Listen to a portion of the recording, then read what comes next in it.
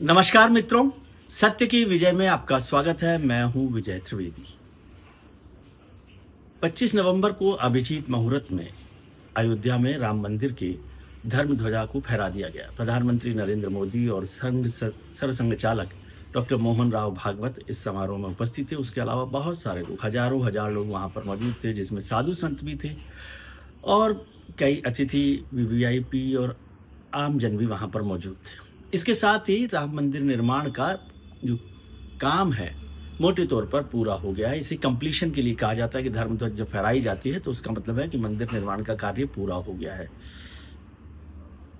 उससे पहले आपको पता ही होगा कि सुप्रीम कोर्ट के आदेश के बाद शिलान्यास किया गया, भूमि पूजन किया गया, फिर मंदिर निर्माण के लिए 22 जनवरी को 2024 में प्राण प्रतिष्ठा की गई और अब उसकी धर्म ध्वजा फहरा दी गई। इसको प्रधानमंत्री ने कहा कि ये राम मंदिर निर्माण का काम ही नहीं है, सांस्कृतिक पुनर्जागरण का भी काम पूरा हुआ है, शुरू हुआ है।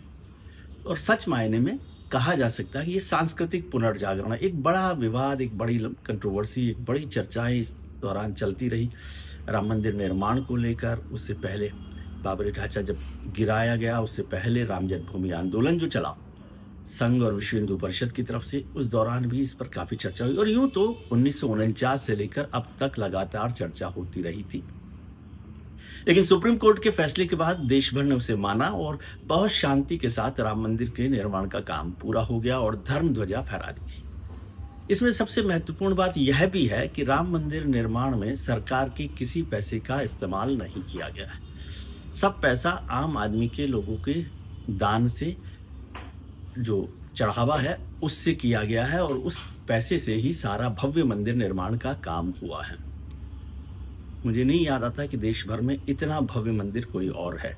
लेकिन जब आम जनों के दान से और चढ़ावे से और सहयोग से इस मंदिर निर्माण का काम पूरा हुआ तो मुझे याद आता है सोमनाथ मंदिर का निर्माण, पुनर्निर्माण कहना चाहिए, रिकंस्ट्रक्शन जो हुआ था, रेनोवेशन जो हुआ था, उसको लेकर आज़ादी के बाद सबसे पहला काम नेहरू सरकार में सरदार पटेल और के मुंशी ने जो किया था वो था सोमनाथ मंदिर का, गुजरात में सोमनाथ मंदिर का पुनर्निर्माण का काम। नेहरू सरकार की कैबिनेट ने उसको मंजूरी दी थी और जब वो लोग सरदार पटेल और के मुंशी सरकार में थे, वो महात्मा गांधी के पास गए और उन्होंने इजाज़त मांगी, परमिशन मांगी कि सोमनाथ मंदिर का निर्माण करना चाहते हैं हम। तो महात्मा गांधी ने उन्हें परमिशन देते हुए कहा कि यह काम सरकार के पैसे से नहीं होना चाहिए और आम जो लोग हैं उनके पैसे से, उनके सहयोग से, उनके दान से, उनके चंदे से होना चाहिए। मैं सरकार के सोमनाथ मंदिर के रिकॉर्ड को देख रहा था तो उसमें पता चला कि 25 लाख रुपए उस वक्त दान से इकट्ठा किए गए थे। सोमनाथ मंदिर के निर्माण के लिए 25 लाख रुपए किए गए थे और उसमें से खर्च हुए 24,92,000 रुपए। ये बात है 1951 की। 1951 में सोमनाथ मंदिर के पुनर्निर्माण का काम पूरा हो गया था, प्राण प्रतिष्ठा हो गई थी। उसमें उस समय के राष्ट्रपति डॉक्टर राजेंद्र प्रसाद भी गए थे। वो चर्चा भी काफ़ी हुई कि नेहरू जी ने, प्रधानमंत्री थे, उन्होंने उनको कहा था, सलाह दी थी या अपनी राय दी थी कि उनको राष्ट्र के प्रमुख के तौर पर वहाँ नहीं जाना चाहिए, लेकिन डॉक्टर राजेंद्र प्रसाद उस कार्यक्रम में शामिल हुए थे। तो 25 लाख रुपए के उस समय 1951 में ये सोमनाथ के मंदिर का पुनर्निर्माण हुआ, जिसमें से 24,92,000 रुपए खर्च हुए। अब तो करोड़ों करोड़ रुपए सोमनाथ मंदिर ट्रस्ट में है और उसकी बहुत सारी योजनाएं, बहुत सारे कार्यक्रम भी चलते हैं। अंदाजन 30-35 करोड़ रुपए सालाना वहाँ पर दान के रूप में आते हैं, चढ़ावे के रूप में आते हैं, जिसका जो इस्तेमाल है, उपयोग है, वो विभिन्न समाजसेवी और काम जो है उसमें किया जाता है। अब सुनिए राम मंदिर के निर्माण की कहानी। राम मंदिर निर्माण में भी ये तय किया गया कि कोई पैसा सरकार का नहीं लगाया जाएगा। तो सरकार की तरफ से एक ट्रस्ट बनाया गया सुप्रीम कोर्ट के आदेश के बाद, श्री राम जन्मभूमि तीर्थ ट्रस्ट। उसमें नृपेंद्र मिश्र, जो प्रधानमंत्री के एक जमाने में सबसे क्लोज हुआ करते थे, प्रिंसिपल सेक्रेटरी हुआ करते थे, उन्हें इसका ट्रस्ट का अध्यक्ष बनाया गया और नृपेंद्र मिश्र की अध्यक्षता में इस पूरे मंदिर निर्माण का काम चला और वो अब खत्म हुआ है। बहुत सुंदर तरीके से भव्य मंदिर का निर्माण हुआ और इसमें जो मैं ट्रस्ट का हिसाब देख रहा था, दान में 5,500 करोड़ रुपए, 5,500 करोड़ रुपए दान में इकट्ठे हुए हैं मंदिर में। अभी कितना खर्चा हुआ है इसकी जानकारी तो नहीं है, लेकिन 5,500 करोड़ रुपए हुए। और जब मंदिर निर्माण का काम शुरू हुआ था, ट्रस्ट नहीं बना था, उससे पहले ही जब ये फंडिंग का कैंपेन जब शुरू होना था मंदिर निर्माण के लिए, उससे पहले ही 3 करोड़ रुपए दान में वहां पर आ गए थे। तो उसके साथ ये मंदिर निर्माण का काम वहां पर शुरू हुआ। और उसमें जो अभी तक मैं देख रहा हूँ, जब कल ये ध्वजा फहराया गया 22 फीट लंबा 11 फीट चौड़ा, और एक धर्म पताका वहाँ पर फहराई गई। उसके बाद इसको मैं चंदा का श्री राम जन्मभूमि ट्रस्ट की जो वेबसाइट है उस पर चंदा देख रहा था, दान देख रहा था कि किन बड़े लोगों ने, मतलब किन लोगों ने ज़्यादा दान किया है। तो उसमें मुझे नाम दिखाई दे रहा था, जो कथावाचक है मुरारी बापू, उनका सबसे बड़ा दान था। उस समय उन्होंने दिए थे 11 करोड़ 30 लाख रुपए मुरारी बापू की तरफ से दान किए गए थे, 11 करोड़ 30 लाख रुपए।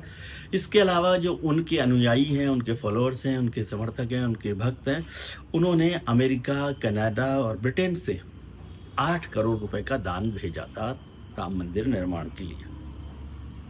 और दूसरा बड़ा जो पैसा मिला है वो गुजरात के गोविंद भाई ढोलकिया हैं, व्यापारी हैं, उन्होंने 11 करोड़ रुपए वहाँ पर दान किए राम मंदिर निर्माण में। गुजरात